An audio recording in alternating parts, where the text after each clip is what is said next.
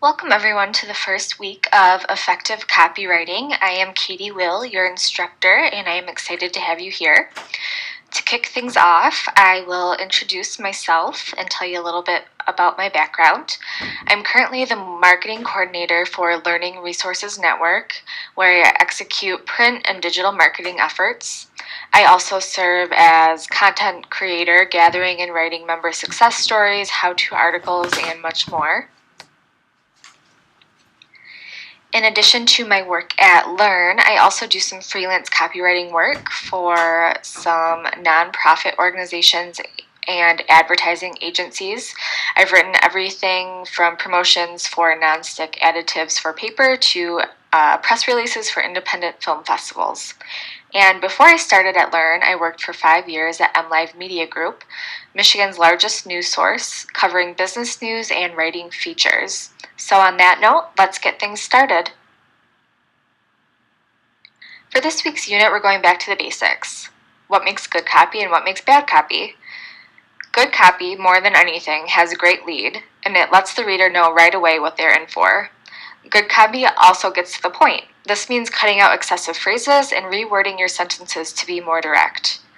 Another aspect of good copy is that it answers the reader's questions. This doesn't mean that your copy should go on, but it should answer the pertinent questions and give the reader some place to go for more information.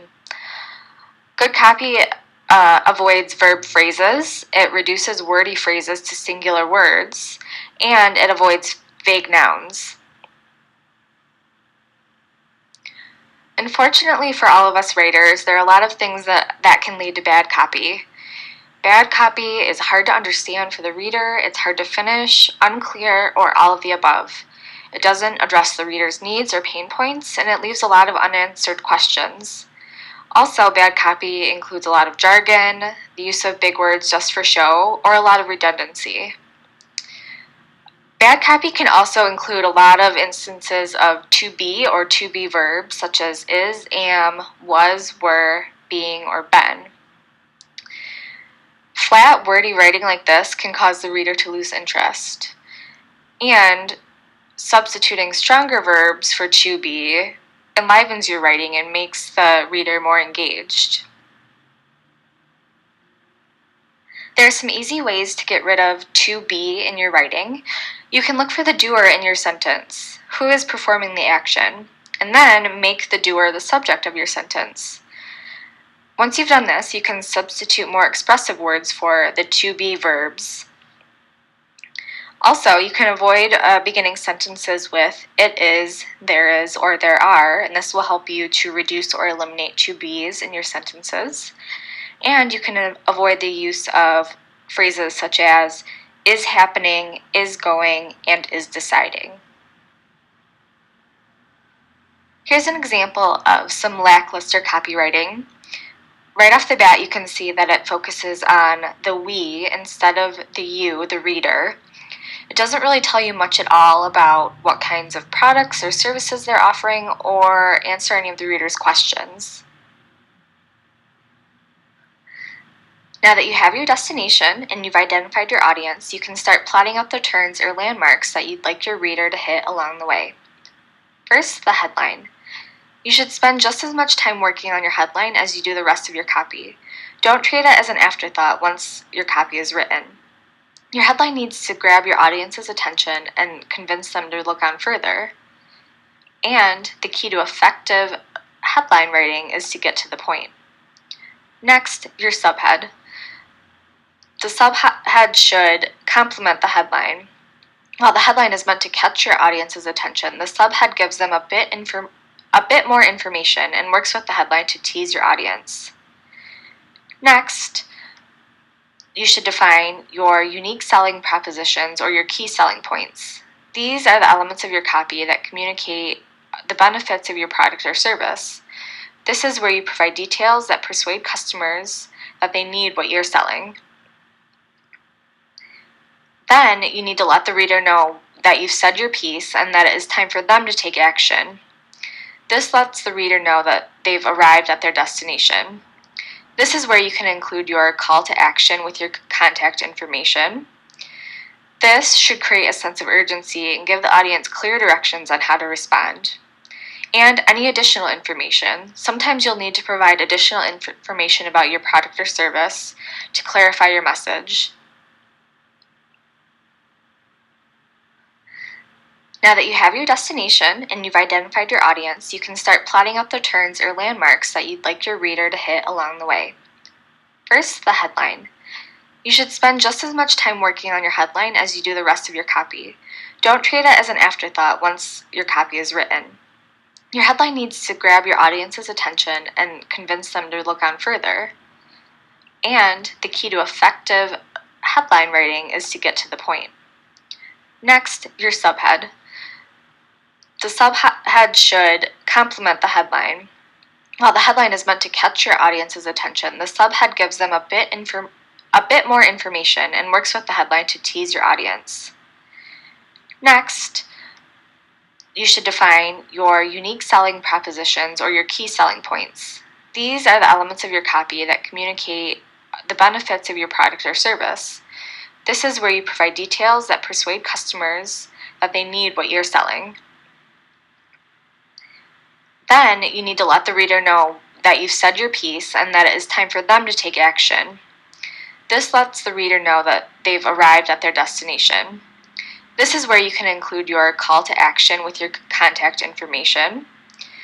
This should create a sense of urgency and give the audience clear directions on how to respond. And any additional information. Sometimes you'll need to provide additional information about your product or service to clarify your message.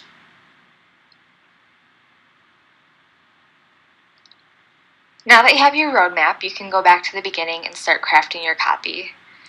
First, know your audience. Who are you writing to and why are you writing to them? This will help you with the next step in deciding whether you are going to take a formal or casual tone. And this can be done many ways, and you can do a combination of one or more of these things. Informal writing may use colloquial words or expressions. You may use contractions, use cliches, and address the readers, like I said earlier, using second-person pronouns such as you or your. Formal writing tends to avoid using those colloquial words or expressions. It avoids contractions, and it just takes a more business-sounding tone. Then you want to make sure your call to action fits the audience and gets your reader to the destination you promised when you started. You do this by using actionable verbs and phrases that compel the reader to perform a task, which is the entire point of the call to action. Actionable verbs are ones that can actually be carried out by a person in a literal sense. So you want to use words like download, call, visit, things like that people can actually do. And you want to make sure you've answered the reader's questions when you're crafting your message as well. Your audience wants to know what will happen if they follow your suggestion and how doing so will benefit them. Many of your readers might be skeptical to follow your instructions unless they're giving more information on what happens after they do so. And you want to make sure that you're clear. The message itself should be easily understood. A clear message spells out exactly what the audience should do and how it will benefit them. There are some other guidelines you want to think about when you're crafting your message. First, you want to get to the point quickly because readers can lose interest very fast. You can get to the point faster when you use active language, which we'll talk about more in the next unit. But if you structure your sentences with the subject first, followed by the verb and object, you are already on your way. Also, letting the headline guide the copy will also help you get to the point. You don't need 3 paragraphs of intro copy to get to the point. And if it takes you that long, you will probably lose the reader. You also want to make sure to keep it simple. Going back to letting the headline guide you, you want to make sure that whatever you are writing is centered around one topic. This gives the reader focus and helps them get to the end. You can also simplify your word choices. Don't use big, showy words when shorter, simpler ones will work. And take out the fluff.